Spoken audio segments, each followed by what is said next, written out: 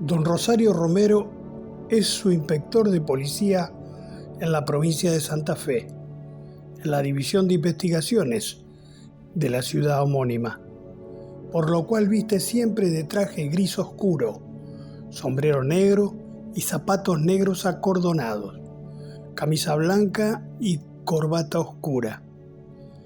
Aunque supusiera una manera demasiado evidente hoy día para un policía abocado a la investigación de delitos en forma subrepticia, en el año 1956 es común que cualquier persona guardara este estilo, salvo que fuera un simple changarino, jornalero, canillita o albañil.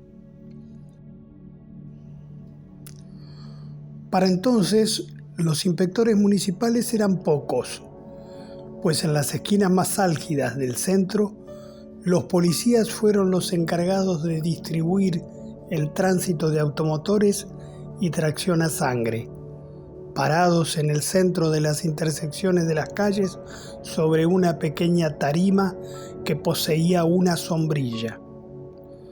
Gorra y correaje de cinturón ancho negro con pistolera y doble bandolera.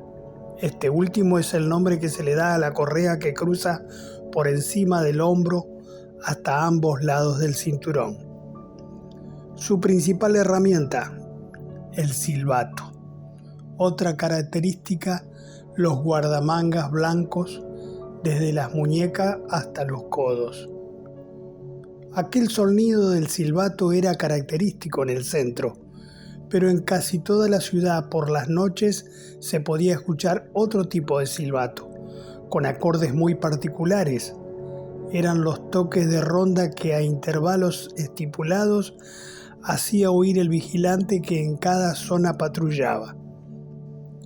Con el toque de ronda le estaba dando a su compañero de la zona aledaña una señal de sin novedad o de alerta.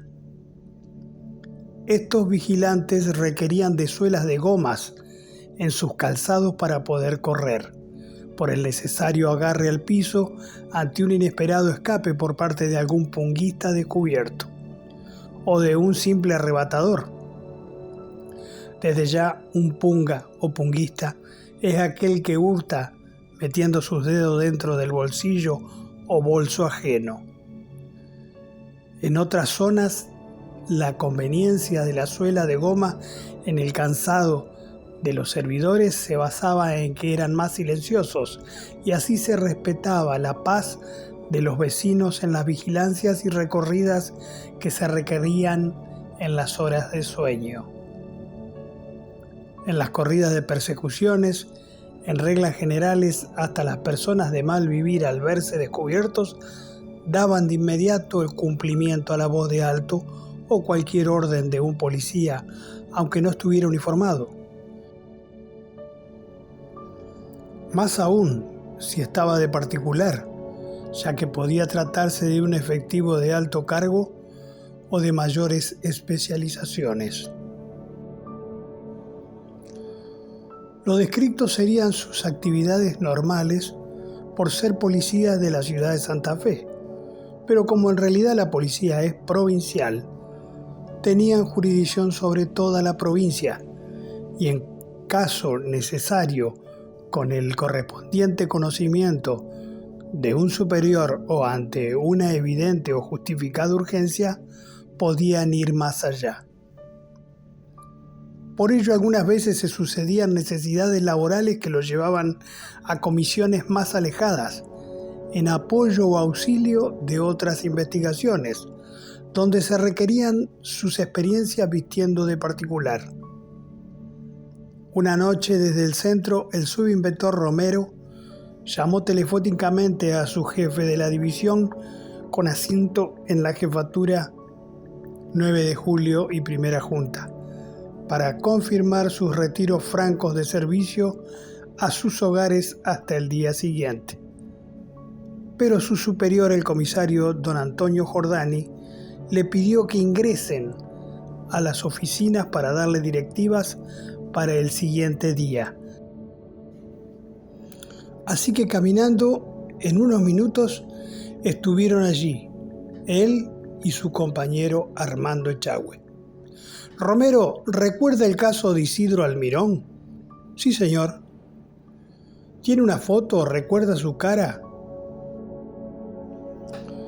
Rosario y Armando sacaron sendas libretas de 10 centímetros de ancho por 20 centímetros de alto y tapa negra, que llevaban siempre en el bolsillo interior de sus sacos, donde hacían todo tipo de anotaciones con lápiz y pegaban alguna foto de personas con pedido de captura por delitos o simplemente extraviadas. Allí asentaban nombres, direcciones, números de teléfono y datos de cualquier tipo y que tuvieran relación o pudieran ser potencialmente útiles para sus averiguaciones. Un verdadero ayuda a memoria. Estamos hablando de una época donde casi no existían los medios técnicos.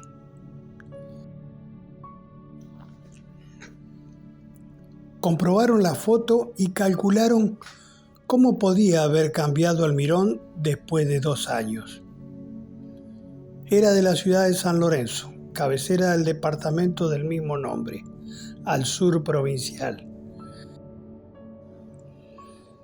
Y había sido acusado de la muerte de su socio en una pequeña empresa textil. Fue sentenciado a 20 años y a los pocos meses se profugó cuando era trasladado a un hospital por una dolencia. Rosario Romero y Armando Echagüe habían trabajado arduamente en ese departamento del sur para cooperar con su búsqueda y recaptura, pero sin éxito. Parece que lo vieron trabajando por unos campos en la localidad de Nelson, dijo el comisario. Muy bien, jefe, pero en aquella oportunidad en que nos destacaron en el sur para su captura, nos quedó bien claro que el hombre es inocente y además muy hábil, casi imposible de detectar. ¿Se acuerda usted que además del informe de todo lo establecido en esos meses, nosotros le comentamos muchas cosas que no podíamos suscribir en el informe y que, sí, ya sé, Rosario. Yo también creo que es inocente, pero nosotros somos una mano de la justicia. Ustedes lo saben, si el juez dijo culpable, para nosotros debe ser culpable. Y si se fugó, debemos recapturarlo. Y después ojalá que Dios lo ayude. Igualmente, no voy a descuidar el servicio aquí. Va a ir usted solo, don Rosario, como si estuviera de vacaciones, porque tal vez ni siquiera sea la misma persona. El caso no tomó tanta notoriedad como para que lo reconozcan tanto en el norte provincial. Y aunque las comisarías de distritos y otras jefaturas departamentales deben tener su foto, el hombre debe haber cambiado mucho su fisonomía, o más que seguro estará fuera del país. Don Armando seguirá en el servicio de siempre, con un nombre nuevo a formar, y así no resentiremos la asistencia aquí. Armando respondió la orden con un gesto de correcta aceptación.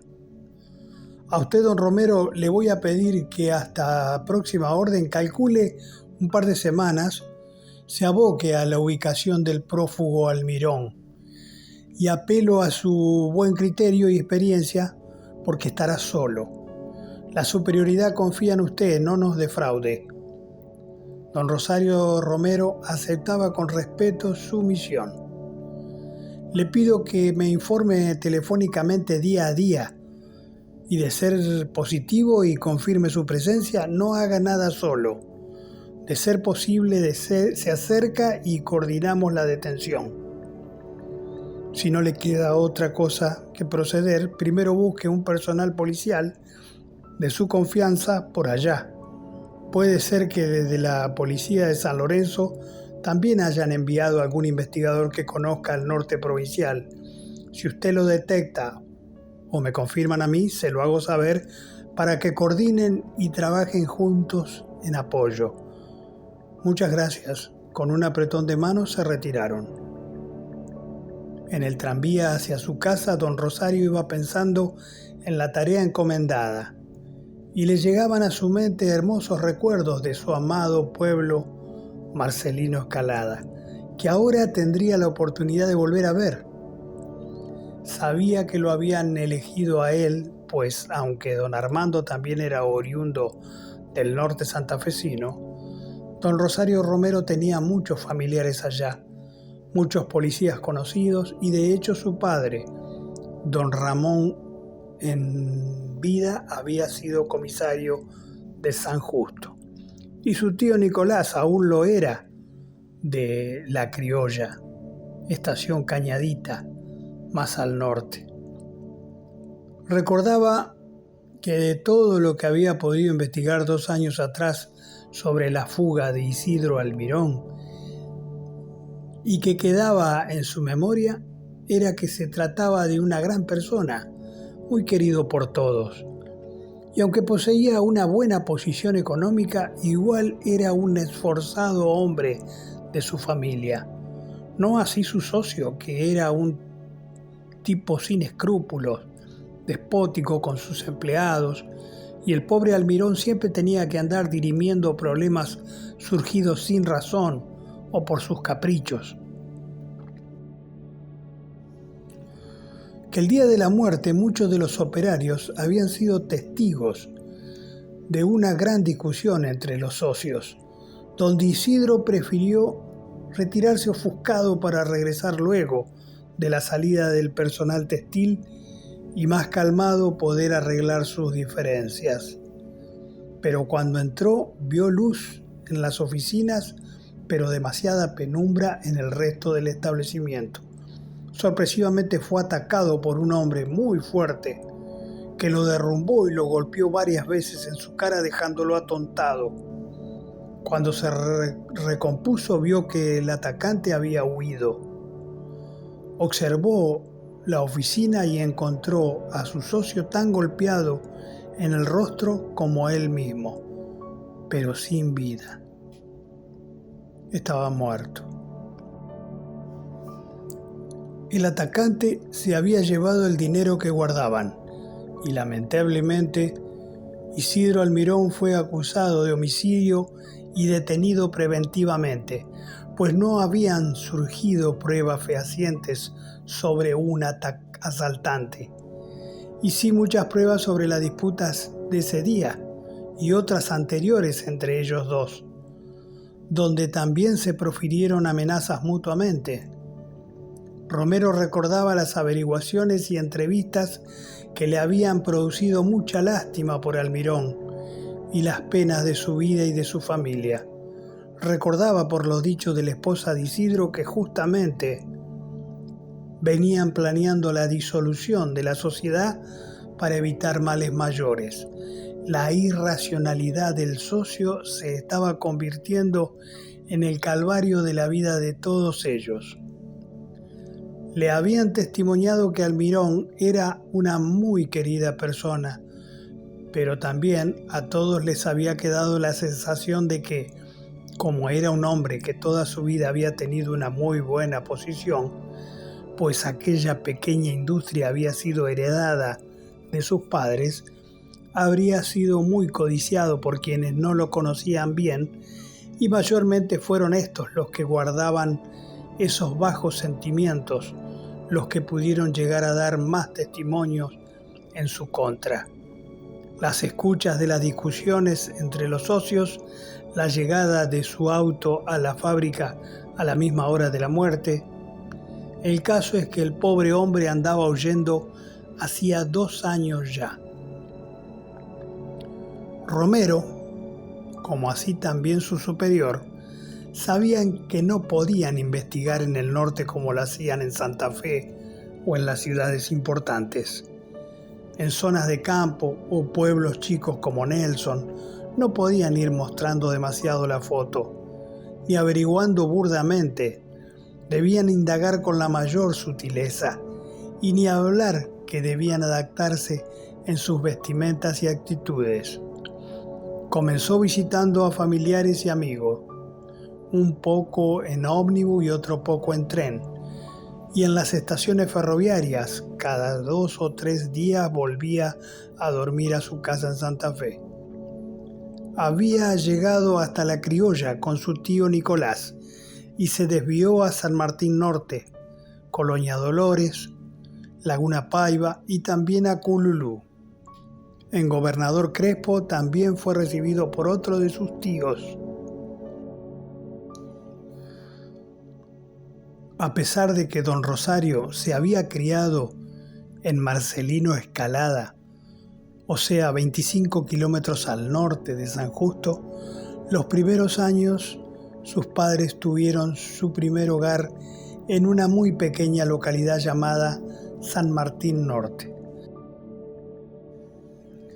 a 10 kilómetros hacia el noreste de la localidad de Gobernador Crespo, y la ruta provincial 11 por camino de tierra, hasta donde se adentró, un poco caminando y otro poco acercado por un señor en un sulky, siempre aprovechando para sondear información que lo ayudara en su gestión.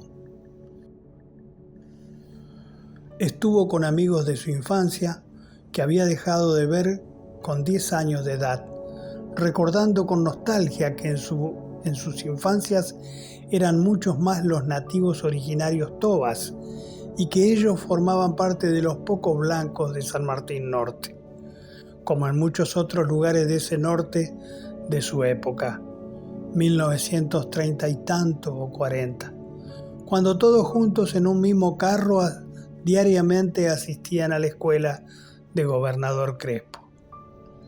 Pero los más maravillosos recuerdos de su niñez, o mejor dicho su adolescencia y juventud, eran de Marcelino Escalada.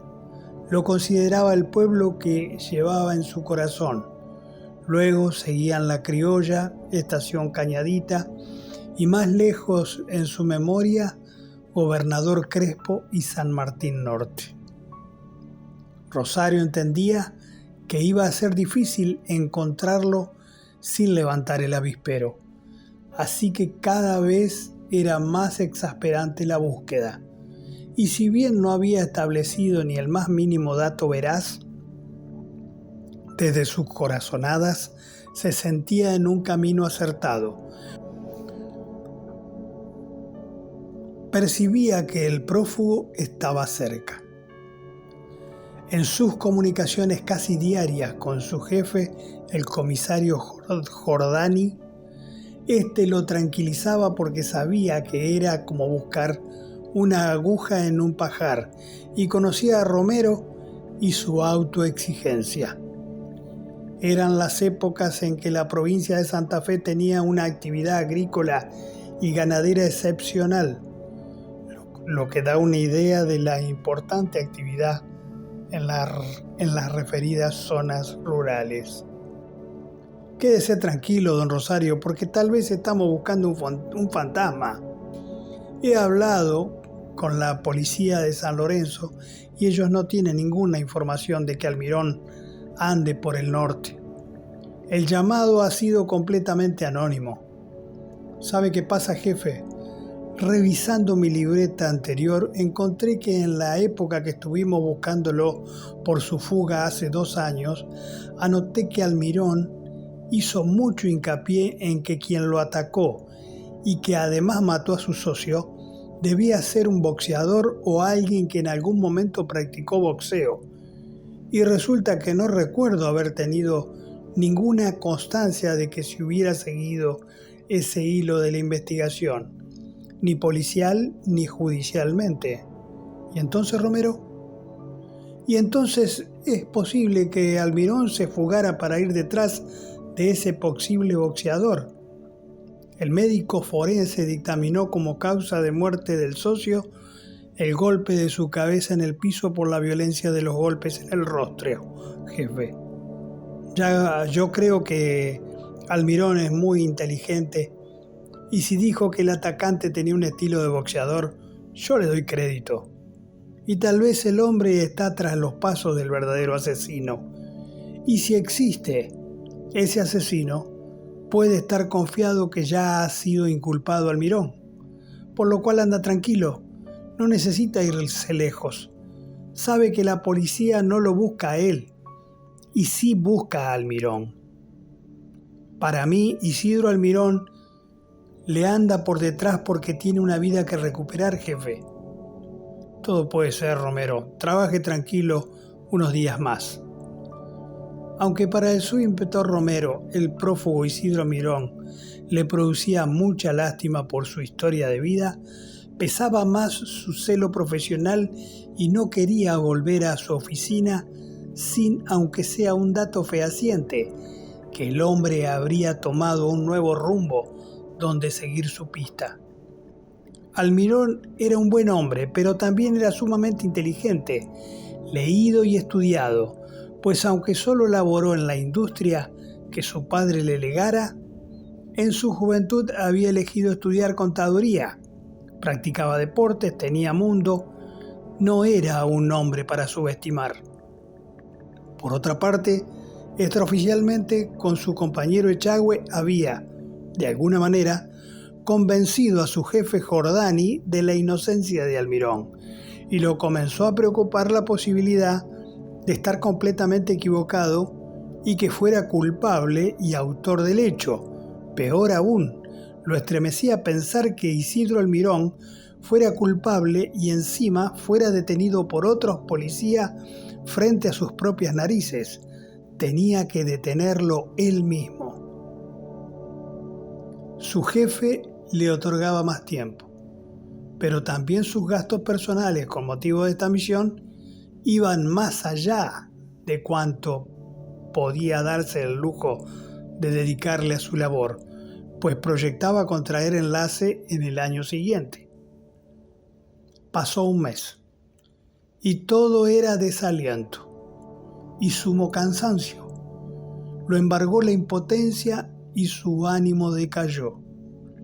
La noche anterior no había podido comunicarse con su jefe, el comisario Jordani, porque había llegado a dormir a la casa de su tío, el comisario Nicolás, en Cañadita la Criolla, donde tenía suma confianza en el operador telefónico del pueblo, y Jordani había salido a una operación policial. Se levantó a matear al alba en el hermoso y soleado patio regado de margaritas de su tía, parra y aljibe de pozo de agua de la casona antigua, muy cabizbajo, esperando la hora para comunicarse con su superior. Cuando así lo hizo, Jordani lo saludó muy exaltado. «¿Dónde está usted, Romero?» «En la Criolla, jefe. Yo quería decirle que pensaba reintegrarme a Santa Fe porque realmente me parece que me han fallado mis corazonadas sobre Almirón y...» No, hombre, escúcheme. Olvídese de Almirón por ahora. Ha sucedido algo muy cerca de ahí. Recién se acaba de producir un ataque con intención de robo en la zona rural de Vera y Pintado. Y fue apresado el autor. Hirió con intenciones de robo a 2 ancianos que vivían con su hijo próximo a la casa de un policía, el sargento Víctor Moreira, que está con parte de enfermo por una quebradura de su pierna. Está enyesado y lo tienen apresado en su casa. ¿Puede conseguir un vehículo con su tío y pasar a dar una mano por ahí? Este sargento Moreira está imposibilitado y... Sí, jefe, ¿cómo no? Por lo menos para trasladar el detenido con seguridad a San Justo, porque esa departamental tiene otro hecho grave cerca de Jambi Campbell. Confírmeme que usted va, así yo le aviso a la departamental y envío ambulancia y esas cosas. Sí, jefe, mi tío tiene un jeep con chofer que a esta hora está libre. Muy bien, Romero, ande con cuidado y mucha suerte. Muchas gracias, jefe. Salió corriendo hasta la comisaría de distrito donde su tío Nicolás lo atendió y en pocos minutos ya estaba llegando en el jeep a la casa del policía Moreira, a quien el chofer del jeep policial conocía muy bien. Habiendo comprobado las credenciales y chapas de Rosario Romero, el sargento Moreira les comentó que el hijo de las víctimas estaba siendo atendido por su esposa, ya que había sufrido una descompostura y desmayo, luego de la gran carrera que tuvo para perseguir al delincuente y por la enorme angustia al asimilar las lesiones de sus progenitores muy ancianos, que habían sido trasladados a San Justo en ambulancia, y gracias a Dios en los siguientes días salieron de peligro. Ellos viven en aquella casa, dijo el sargento, apuntando con su mano la vivienda lindante que estaba como a 80 metros. Eran las únicas 2 casas. Cuando el muchacho volvía a su casa muy temprano, continuaba Moreira, vio salir a la carrera por detrás de la vivienda rural a un hombre. Entonces se apuró a entrar por delante de la casa y se encontró con el cuadro de sus padres en el piso. Luego, también comprobó que les habían robado dinero que guardaban. Aunque muy adoloridos, ambos ancianos estaban bien conscientes. El muchacho desesperado corrió por detrás de la casa y todavía podía ver al atacante ir a campo traviesa, hacia otro camino rural a toda velocidad. Cuando el chico llegó a dicho camino, no lo vio de inmediato porque había una curva, pero ni bien pasó la misma corriendo, se encontró que el asesino había sido reducido por un hombre que había descendido de su camioneta Studebaker. Lo tenía derrumbado y le aprisionaba la nuca con su rodilla. El malviviente estaba boca abajo, exhausto y agotado por la larga carrera. El hombre de la Studebaker le pidió al muchacho, también agotadísimo, una soga que tenía en la pick-up y lo ataron y trajeron a mi casa. Yo no puedo caminar mucho con el yeso en mi pierna, así que mandé a mi hijo en la chata a una familia que tiene teléfono para que avisen a San Justo o Santa Fe. Le di mis esposas de llave tubular al hombre que lo esposó a su camioneta y lo llevó hacia San Justo. ¿Cómo permitió eso, sargento Moreira?, dijo Romero. ¿Cómo se llama el hombre? ¿Cuánto hace que se fueron? Discúlpeme, jefe, el hombre de la camioneta Studebaker se llama Alberto Segovia y él fue quien lo capturó, señor. Se trenzaron en lucha en pleno camino y lo pudo reducir. Le puse las esposas a la camioneta de Segovia, pero no le di la llave. Aquí las tiene. El dinero robado también está aquí. El muchacho dijo que estaba toda la plata. Tampoco sabía que ustedes venían, subinspector. Salieron hace media hora. La camioneta es roja. Segovia dijo que el tipo tiene mucha fuerza y que es peligrosísimo. Este desesperado muchacho quería hacer justicia por su mano y hice lo mejor que pude, señor. Tiene razón, sargento, discúlpeme. Lo hemos cruzado en la ruta. Deme la llave y voy tras ellos.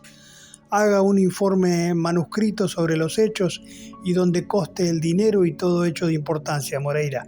Sí, señor. ¿Cómo se encuentra el muchacho o es necesario que lo traslade? No, solo es la conmoción y el gran dolor, señor. Acá va a estar bien. Bueno, entonces me voy a confirmar que el detenido llegue. Después nos vemos. Ya viene la ambulancia. Lo felicito por su cooperación a pesar de su imposibilidad física. Por favor, jefe. Son mis vecinos y es una verdadera preocupación para nosotros. Nos vemos y mucho gusto. Rosario Romero y el chofer partieron rápidamente hacia la ruta 11 y luego hacia el sur. Sus comentarios del viaje no eran otros. La angustia de las lesiones de esas personas mayores por un dinero. Era casi un intento de matar para no ser reconocido. El autor no era más que un chacal. Es increíble, dijo el sargento chofer. Cuánta frialdad y brutalidad contra esos viejitos. Debemos dar gracias que ha sido apresado este brutal personaje, que tal vez tenga otros hechos con el mismo modus operandi, dijo Romero. Pasó por la Criolla y le avisó a su tío Nicolás que seguiría hasta San Justo o Santa Fe, a lo que no puso ninguna objeción. Si es para trabajar, siga adelante, sobrino. Al llegar a Marcelino Escalada, detectó la Studebaker roja y la hizo detener con un breve toque de sirena. El conductor Segovia se detuvo de inmediato al costado de la ruta. Romero se presentó y estrechó la mano del hombre sin dejar de mirar la cara del delincuente sentado como acompañante.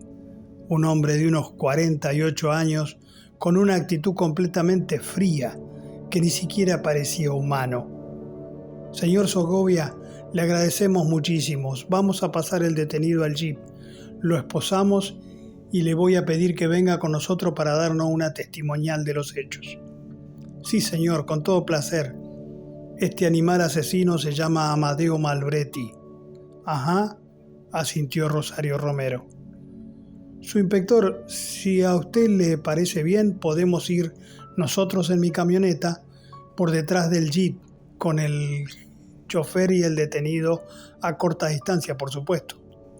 Romero accedió, subiendo a la camioneta roja de Segovia. «Qué tremendo», dijo Romero, como un comentario del hecho al arrancar la marcha. «Es un maldito asesino que va a arder en el infierno», contestó Segovia. «Lo felicito que usted no dudó en detenerlo cuando lo vio correr», manifestó Romero, «porque lo conozco. Este tipo mató para robar en Rafaela. Lo vengo siguiendo hace un año y hace como 2 meses que andaba por esta zona y resulta que hoy casi me llevó por delante él a mí. Pero entonces, ¿usted es policía de Rafaela, Segovia?», preguntó Romero muy confundido. «No, esta porquería mató a mi socio en San Lorenzo hace un par de años». El subinspector Romero, con su boca entreabierta, no podía creer lo que escuchaba. Quedó un par de minutos viendo con desconcierto a este hombre de rostro apesadumbrado, duro y con suma amargura.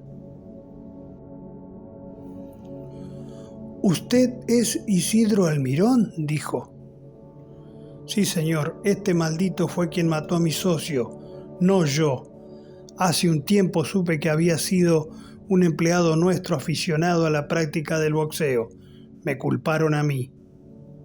Rosario Romero le explicó que hacía más de un mes que lo estaba buscando en la zona porque alguien lo había reconocido y que él mismo, con su experiencia, ahora no lo había podido reconocer. Estaba completamente distinto, barba recortada, muy serio, cabellos más largos, teñidos. «Y me habrá denunciado por teléfono este mismo asesino porque cerca de Nelson nos cruzamos las miradas. Yo iba en un ómnibus y cuando me vio en la ventanilla no ascendió. Me pude bajar 100 metros más adelante, pero ya se me había escabullido en un campo sembrado de maíz.